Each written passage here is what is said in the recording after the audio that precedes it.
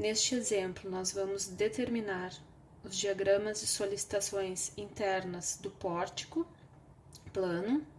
Ele é composto por 3 barras, 1, 2, 3, cujas dimensões estão aqui representadas.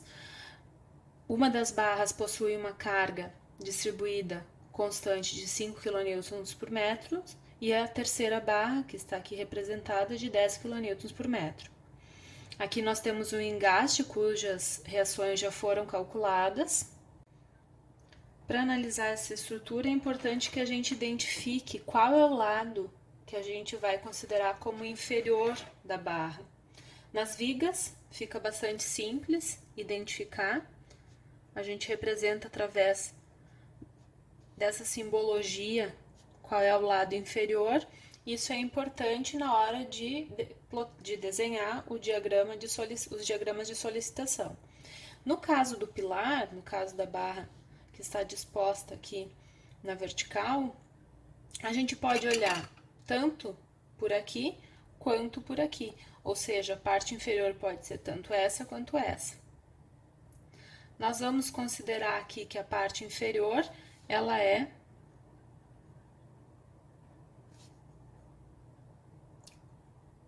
vista dessa forma, que a barra está sendo vista dessa forma. Vamos graficar inicialmente o diagrama de esforço normal. Nesse caso dessa estrutura, nós vamos iniciar pela direita, nós vamos entrar na estrutura pela direita. E entrando pela direita e analisando cada uma das seções aqui, que cortam o eixo dessa primeira barra, a gente consegue observar que não existe nenhuma força paralela ao eixo e, portanto, não existe nenhum esforço normal. Por isso, nós temos nesse primeiro trecho aqui esforço normal igual a 0. Depois, nós vamos entrar na segunda barra. Nós vamos cortar a barra em diferentes seções e aqui logo no início, nessa primeira seção, a gente já possui, considerando esse trecho da estrutura, que existe uma carga aqui, no sentido saindo dessa barra aqui. Essa carga, ela tem o valor de 10 kN por metro vezes 2 metros. Toda ela age, toda essa carga distribuída, ela age nesse primeiro ponto. Vejam que ela é paralela ao eixo dessa barra e, portanto, ela é um esforço normal. Certo? Ela representa um esforço normal. No diagrama, o que nós temos é o esforço normal aqui, valor de 20 kN. Os 10 vezes os 2.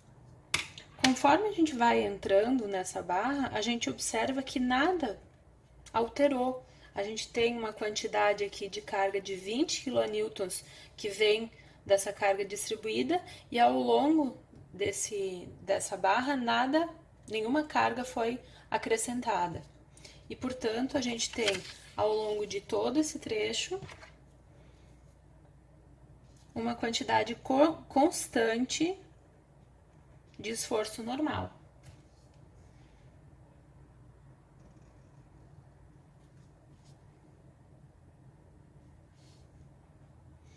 Na sequência, analisamos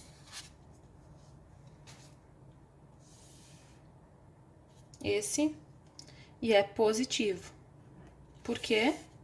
Porque é uma quantidade que está saindo em relação a essa barra. Na sequência, analisamos a terceira barra e última. Vejamos que aqui também nós não temos nenhuma força paralela ao eixo da última barra. Nós temos essa força aqui, que ela está posicionada assim. Quando ela é trazida aqui, o efeito dela é trazido aqui para esse ponto inicial, ela é perpendicular ao eixo e não paralelo.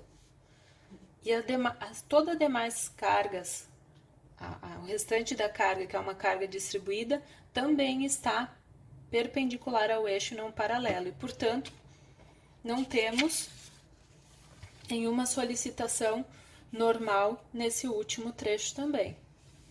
Isso confirma com o que nós temos aqui nesse engaste. Se nós entrarmos pela esquerda, nós não temos nenhuma força em X que vá atuar como esforço normal nessa barra aqui. E, portanto, temos o diagrama de esforço normal concluído. O próximo diagrama é o de esforço cortante. Aqui, novamente, nós vamos entrar pela direita e no primeiro ponto nós não temos cortante, mas conforme a gente vai entrando na estrutura, a cada metro nós temos 10 kN distribuídos, sendo que ao final de 2 metros nós vamos ter 20. Quando nós temos uma carga distribuída constante aqui, nós sabemos que aqui no cortante nós vamos ter uma função linear. 10 kN por metro vezes 2 metros, nós alcançamos aqui 20 kN de cortante, zero no início, é preciso entrar um dx para que se tenha algum cortante, no caso desse tipo de carregamento, e aqui nós temos uma função linear. Positiva porque lembramos então que entrando pela direita para baixo é positivo. Segunda barra, terminamos aqui a primeira barra, entramos na segunda barra. O que nós temos é que essa carga distribuída aqui, ela entra na segunda barra como é um efeito paralelo ao eixo da segunda barra. E o paralelo se traduz em esforço normal, não em cortante. A gente está trabalhando com o cortante. Então, não tem nenhuma força dessa parcela já analisada que entre aqui como cortante.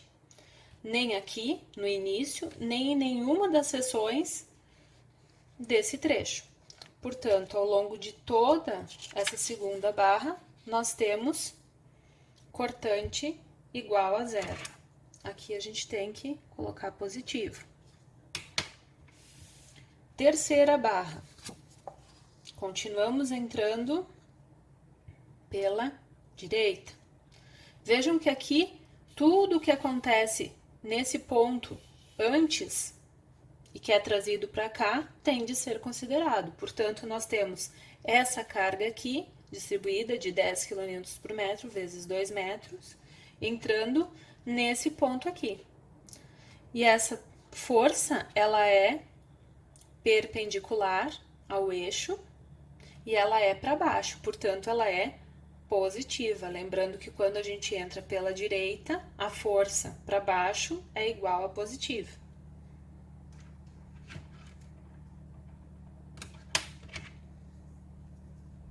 Um total de 20 kN. Conforme a gente vai entrando, vai acrescentando 5 kN por metro, sendo que no final do trecho de 4 metros, nós temos que acrescentar aos 20 kN mais 20 kN. Portanto, aqui no final, nós finalizamos o cortante com 40 kN. O que liga esses dois pontos, se a gente tem uma distribuição constante de carga, nós temos uma função linear positiva.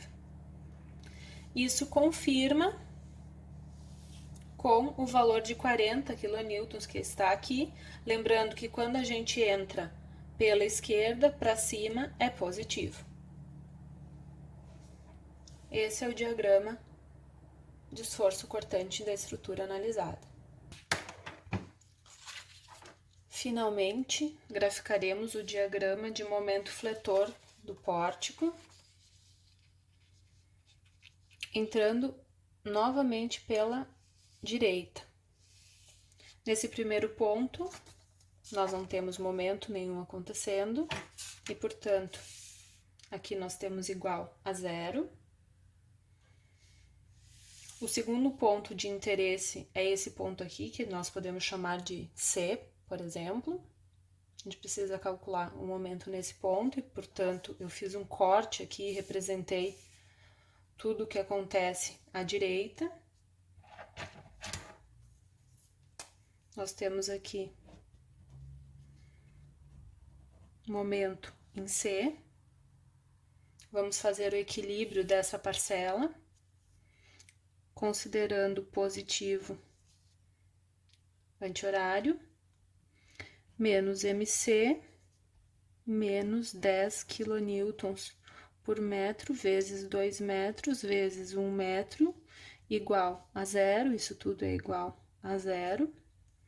E, portanto, MC é igual a menos 20 quilonewtons vezes metro. Assim, nesse ponto aqui, nós já temos o valor do momento. Esse a gente já sabia, entrando pela direita, e nós temos o segundo valor aqui, menos 20. Lembrando que o momento fletor a gente representa negativo para cima. Temos 20. Como nós temos uma carga distribuída constante aqui, nós representamos o 20, traçamos uma linha reta, no meio do vão a gente representa o QL ao quadrado sobre 8, o que, neste caso, são 10 quilonewtons por metro, 10, vezes 2 ao quadrado sobre o 8, isso dá igual a 5, e aqui temos a nossa parábola voltada para a carga distribuída. Esses mesmo 20 são os 20 que a gente encontra aqui também. Tanto para o C menos quanto para o C mais, a gente tem o mesmo momento, porque esse ponto aqui, tanto dessa barra quanto daquela barra, tem o mesmo braço de alavanca. Na sequência, é preciso calcular o momento desse ponto aqui, ou seja, desse ponto aqui. Fizemos um corte nesse ponto e representamos tudo que está à direita desse ponto, que é o que nós vemos aqui. Aqui nós temos momento em B, eu vou chamar esse ponto de B, considerando positivo, nós temos menos B, menos 10 quilonewtons por metro, vezes 2 metros, vezes 1 metro, igual a 0. Portanto, MB, que é MB, né? MB também é igual a menos 20 quilonewtons vezes metro. Nós temos aqui 20. E nós temos todo esse trecho com valor constante de 20 negativo. Era esperado porque essa carga aqui sempre vai ter, para qualquer uma dessas seções, vai ter sempre o mesmo braço de alavanca. Esses 20 aqui, da mesma forma que acontece aqui embaixo, também vamos ter aqui, porque essa carga aqui, ela representa um momento para esse ponto, tanto o C menos quanto o C mais. 20. Finalmente, nós vamos fazer uso dessa informação aqui. A gente tem um momento de menos 140, entrando por aqui, por esse lado pela esquerda, a gente sabe que esse momento é negativo. E assim nós temos aqui um valor de 140 negativo. Nós traçamos